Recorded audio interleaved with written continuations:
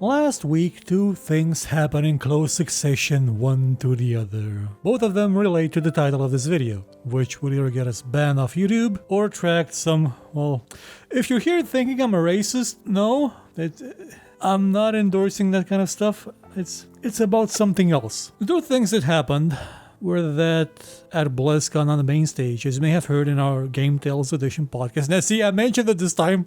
I mentioned it. Yeah, I should probably also add it in a video somewhere. It's probably one on the screen. Anyway, as we talked at length in the podcast, Blizzard announced at the end of the opening ceremony, at the pinnacle, the very summit, at the apex, right when you would think Steve Jobs would come with a new machine that would revolutionize what people spend their money on.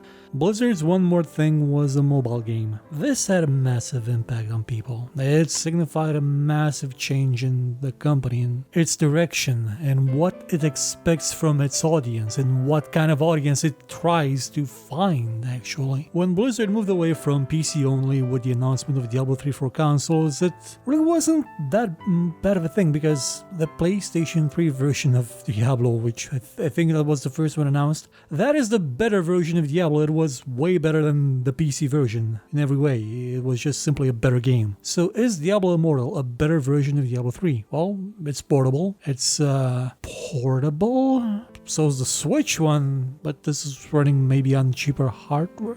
I have no clue if the game is going to be good or not. That's not the point. The point is that the game exists. Not only that, but the game is made by NetEase. It is not made by Blizzard. It's a Diablo game not made by Blizzard. It is so far removed from Condor's Diablo, from Blizzard North's Diablo, that it no longer seems like a Diablo game. It is just an action hack and slash RPG-ish kind of affair, which molds itself quite well to plenty of other games that NetEase has made, which are quite similar to this. Oh, I have no doubt that all of those games were inspired by Diablo and by subsequent other games that came out since Diablo that were inspired by Diablo. That's how things work. They're inspired by each other. They evolve together. They twist and turn and intertwine until eventually you get to the point where a clone becomes an official game. It's sort of like what happened with King's Bounty: The Legend, which started out as a sequel to an unofficial sequel to a clone of a, that kind of stuff, and then it became King's Bounty. They got rights for it. But that one was still a PC game and still kind of in the same vein as the original. This one is a bit of a different animal. There need to be changes made for it to work as a mobile game. You don't have potions in it, you just have cooldowns for your abilities. You don't have mana, you have even less of Diablo than you did in Diablo 3. That as a mobile game, I think it could work. I think it could be successful. Oh, I have no doubt it will be successful. But I think it will be enjoyable for the people that play those kinds of games on their mobile phones. I don't really play those kinds of games on my mobile phone. Honestly, I would have loved if Diablo 1 had a remake on mobile, because I think I have the hardware to run that emulated on a mobile device. It's kind of an old game. It had the demo had 16 megs archived. When I first saw that it was so small, I thought to myself, that can be, the fire effect in the menu, that probably has more than 16 megs. That has a couple of kilos. I was overestimating exactly how complicated it was to make a fire text animation back then. To be fair, I didn't have a CD drive back then either, so it's not like I could actually look at the files. But anywho, the game is being specifically made for China by a Chinese company. There's no doubt about that. That is its purpose. That is where its main market will be.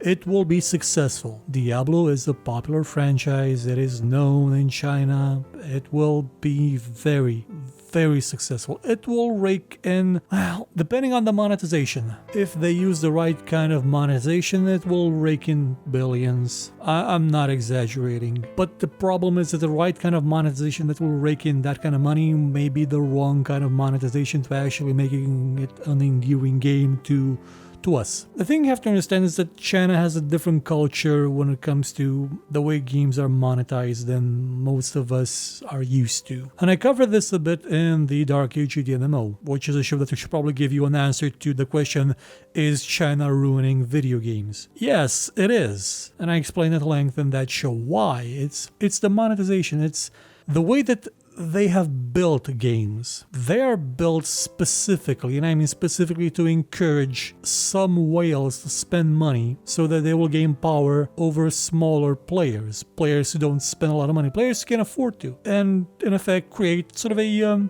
gang-style hierarchy. Whales at the top, lieutenants, people who they give favors to their friends, and then the plebs will work for them in exchange for little things. This is not something that I can see being implementable in Diablo Immortal because it's not as big of an MMO. It's more of a co-op thing. It's not the Dragon I played for years and that show where I used to make a show about free MMOs. It lasted for 2 or 3 years. I don't even remember anymore. Bad memories. A lot of them erased. A lot of bad games out there. A lot of horribly monetized games. I don't think they can monetize it in that way again because I don't believe it will have the right structure to foster that kind of hierarchy. But it can be monetized in many different ways that will make it absolutely annoying to play unless you tap into the item shop. And again, this is going by the assumption that it will be free to play. It may cost something to play, like upfront in the US and Europe, but in China it will be free to play. That I'm kind of sure of. That is, if it is even certifiable there. I think it kind of will be. Tencent has taken measures to cooperate with local authorities to implement measures so that the time that children spend playing on their mobile phones will be limited by identifying them and just not letting them play for more than a couple of hours a day. It's China's a very authoritarian system, and by Tencent collaborating with the authorities that way, they may gain some leniency as it comes to them being able to certify more of their games for China, because China sort of instituted a bit of a freeze on certifying games back in August. There was a bit of a switch up in the internal power structure and things are still being settled and moved around. And if Tencent will do this, then probably NetEase will as well. And when things do get settled down, then Diablo Immortal will be very successful in China, where it's supposed to be very successful because that's the market it was made for. This is a style of game that is quite popular in China. It's a hack and slash, action-ish, tap the screen type game that it's actually more of a game than what most mobile games are. The ones developed in the West, your Simpsons Tapped Out, your Farmville garbage recycled, those are horrors, but these you can actually call games. These are actual games you can enjoy, that you can consider as being, yeah, this would even work as a PC game or a console game if they reported it, which they won't, because it's supposed to stay on mobile because that is where the monetization will be implemented best. That is where the whales will be. That is where all the money will come from. If you port it to the PC, to the consoles, people are just going to buy it once, then maybe wait for it to be on sale if they want to buy it for their friends. That's all they get. Well, yeah, Blizzard has made strides in this area by, the auction house, the reason why you don't have mod support for Diablo 3 or selling the Necromancer for the price of an expansion. But anyway, I'm getting off topic. Announcing Diablo Immortal like they did was really kind of dumb way to do it. It would have been akin to announcing the Overwatch serial there, or announcing that Destiny 2 is going free for a while right there at the stage after WoW Classic, after Warcraft 3 Reforged. They brought out something that was alien, something that was unwanted, something that was completely undesired, and it was done so with a bit of a tiny bit of smugness, and people don't really like that, especially the internet or the people that paid money to be at BlizzCon, paid money for travel, paid money for hotels. They're hoping maybe a sneak peek at something Diablo related, something that'll hold them over until next year and until there's going to be an official reveal, and what they got was a mobile game that looks like Kung Fu Panda 3 for Android. Wow, that was sure worth 12 hours on a plane. So in this case, in the case of Diablo Immortal, is China making gaming worse? Well, it's making Blizzard more money, so maybe they'll... Well, Blizzard already has more money. It's generating billions out of World of Warcraft, Overwatch, and all the other ones. But it's making them more money, so maybe they'll not phone it in the last couple of months of development like they did with Diablo 3 on Diablo 4. A lot of sadness. Still a lot of sadness from that game. And continuing on the sadness idea, you know that Ubisoft is partly owned by Tencent right now. The Tencent I just mentioned a while ago. Tencent is a gigantic company. It's worth like $40 billion. It owns bits of the entire gaming industry. And as I said, it owns bits of Ubisoft as well. And the same week that Diablo Immortal was being announced, Ubisoft came out with the announcement that it's going to be modifying a couple of aspects of Rainbow Six Siege before the certification process of moving the game to China as well. Whatever other modifications will be needed will be made only to the China version, which will run in its own enclosed space like everybody wishes PUBG would run in. But those modifications, they are being made to the global version. They're small. They replace the knife from melee kills with a fist. They replace icons from skulls to people with X's on them. They remove the slot machines from the biker bar. They replace the neon lady with the leg with the hand that's neon, and they removed the blood in some scenes. And there used to be blood like splattered in some areas that show that there was a horrific event here. They removed that. I mean, it's then their storytelling from the environment. What's that? And who cares? And the skull that was in the biker bar as well, that's being covered up. Caveira is fine. She's not getting effaced. And this announcement did come when they were having that event of Crimson Tide packs that could contain Halloween-themed decorations, you know, skulls and stuff, and came like at a bit of a strange time. And again, the modifications themselves, they're probably not even noticeable if you don't pay attention to the environment, but they happen because Ubisoft Tencent wants this game in China. They happen everywhere because they want this game in China. That is a bit frightening. I know that games all over the place, they are regionally censored or modified in some way, but the global international version, that usually is not. I mean, what would Wolfenstein be if you couldn't shoot Hitler in the face? In the German version of Wolf 3D, you couldn't. You didn't do that. You shot some other guy, but everybody else remembers that they shot Hitler in his very, very shootable and punchable and strangleable face. What would Wolf 3D have been without its mecha Hitler? Not to mention that China kind of has a history of not really liking some games. They had a bit of a kerfuffle about Command and Conquer Generals, which coincidentally is something also Germany had a problem with, so the game was initially banned, and then they replaced some units with cyborgs and removed some things because Germany thought, well, this is going to be harmful to children, to the youth, because they're being informed that there are terrorists out there or something. Imagine if the version that you got to play was modified as well, was stripped away of what it was, simply to appease a couple of people. When I say a couple, I don't mean Germany and China, no, I mean the people that put those rulings into the law, the people that made those regulations to the law, or whatever you call them. You know China, right? China is... Well, it's not what you would call... It's called the People's Republic of China. It has sectors that are doing incredibly well. Sectors that are designated as, special zones where free market exists. Otherwise, China is not what you call a super duper great place for people deciding things that happen up top. It's a dictatorship, sort of, kind of itsy bitsy. So what's happening with Rainbow Six Siege is that the game isn't being censored or modified to be respectful to the sensibilities of the people of China. No, it's just being done to appease some assholes in the government. So what's going to be the next step? You've already done it once. You're going to do it again. That's how the cycle of corruption works. Once it's in there, it'll keep going and going and going and going until you're tracking people's playing habits to make sure they're not playing more than their government-regulated playtime, which is literally what's happening in China. This was a bad move because it affects us, everyone. It was...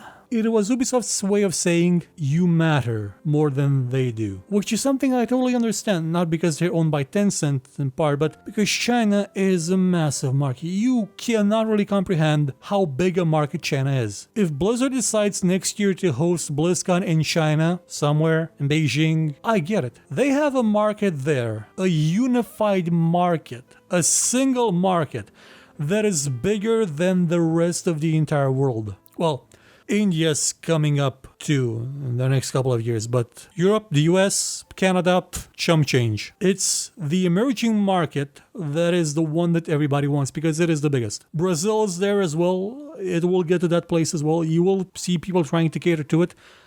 Politically, I'm not even sure what the ramifications will be because it's, well, I won't get into it. It's what you will see in the next couple of years is more and more companies trying to gain the favor of China so that their games will be certified. They need permission from the government for that. They need permission from a government that is really not very open to things. They just banned Twitch. They need to show their dedication, their approval of the government, which is what Ubisoft did. Then a sign that speaks to the entire world that they approve of it. Had it been just the Chinese version, yeah, I totally get it. They have to comply with local rules. That's how things work. But they changed the international version, even though they will need to make a separate version for China. So is China making games worse? Well, again, if you've seen the video I made a couple of years ago, yeah, it totally has. It's made games so incredibly worse in the way that it's fostered the kind of monetization that simply ruins lives. But unless something changes, it's going to be even worse as time goes on. Worse for me. Worse for you and me, if you're somebody like me. You probably are since you're watching this, unless you're racist. Not like you, no. There comes a point when you have to realize that games are no longer being made for you. I came to that realization a while ago. The majority of games out today are not being made for me. You will occasionally see something like the Original Sin, which, yeah, that's right up my alley, or you'll see Duck XCOM, which, okay, Mutant Year Zero Pro to Eden, which is partly made for me, not just because of the ducks, or the duck called ducks, but because of the XCOM tie. It's a simplified, very, very simplified version of XCOM, but it's still there, the idea of it. But you do have Xenonauts 2, which absolutely is made for me. You have Duck Game, which is, yeah, that's right up my alley. System Shock, Bard's Tale, maybe Wasteland 3. The smaller ones, the ones that most people will not really take notice of. But the big budget ones, those are not made for me. They are for a different audience, they are for a different age, they are for different people with different tastes. And as much as I think Skyrim is a shallow, watered-down failure of an Elder Scrolls game, it is beloved by many, and to them it's one of the best games ever made. And one day there will be a game that is so different to Skyrim that even they will see it as not being, Elder Scrolls not being a Skyrim sequel, a successor to it. Or Fallout. It's not a Fallout for me, but it is a Fallout for some people. Fallout 76. What I'm getting at is there will be games made for China, for that market. Games that may start out here, they may use us as test subjects, they may try to market them to us as well, but their main focus will be China. Again, it's a market so huge that we're not significant. We are tiny. And as China's economy continues to grow and ours dwindles because we're, well, in my case at least, my country is run by absolute crooks and idiots that should be, well, probably shouldn't say what should happen to them in public in case the SRI is, the secret police is watching or listening. Hey, if you're watching the secret police, hi, glad you're watching my shows. At least somebody in this country is. Anywho, it's a matter of perspective. If China is making gaming worse. From a purely consumer-focused point of view in terms of monetization, yeah, totally, heck, no doubt. But from other points of view, well, it can be a bit murky. We just have to remember that games are being made by companies. Some of them are small, some of them can live on with just you, me, you, everybody here. With just us as their audience. Indie developers as well, but when you get to the level of Activision Blizzard, when you get to the level of Ubisoft, when you get to that level where you have shareholders that are breathing down your neck saying, money, give us the money, Lebowski. I imagine. You have no choice. The decision was made the instant you went public. There was no choice. There was merely following through what the inevitable. That may sound a bit fatalistic, but the video games industry is not the too big to fail kind that can just mooch off government. Well, yeah, there's okay, some indies did that, and when they stopped getting money from the government, they just told the people that play their games and everybody in the industry to just go screw off, because there were leeches that did nothing positive in this world. But that's a whole different issue. I'm kind of scared and curious to know what your opinion is. Again, this isn't about racism, so if that title sort of made you think, yes, the damn China people, they're the ones that are doing the evil things, yeah, her, build a wall, lock her up, and no, God, no, chill, calm. I feel I need to preface this because, well, I kind of get a feeling that videos are attracting sort of strange crowds. I don't know why. I think people sort of think I have political leanings just because I try to be not an insane person, which I totally am insane. Like, I think I've said this before, I talk to cats. Does it make me insane if they answer back? And at one point I was talking to a air filtration system, though that was more because of the dying and stuff. But anyway, initially this video was just supposed to be about Diablo Immortal, but it got expanded on kind of what happened with the Ubisoft and the Tencent thing. So here's hoping that at least our new Chinese overlords will be merciful and generous and kind to us. Though if they look carefully at this video, they probably won't be, because there's a thing in the corner. But anyway, don't mind it. It's just there for laughs. And I think that this should go without saying, but don't harass the people at Blizzard or Ubisoft, the developers. They really have no say in this, like, at all. It's not their call in any way. The shareholders, however, they can go eat a bowl of dongs for all I care. Goodbye.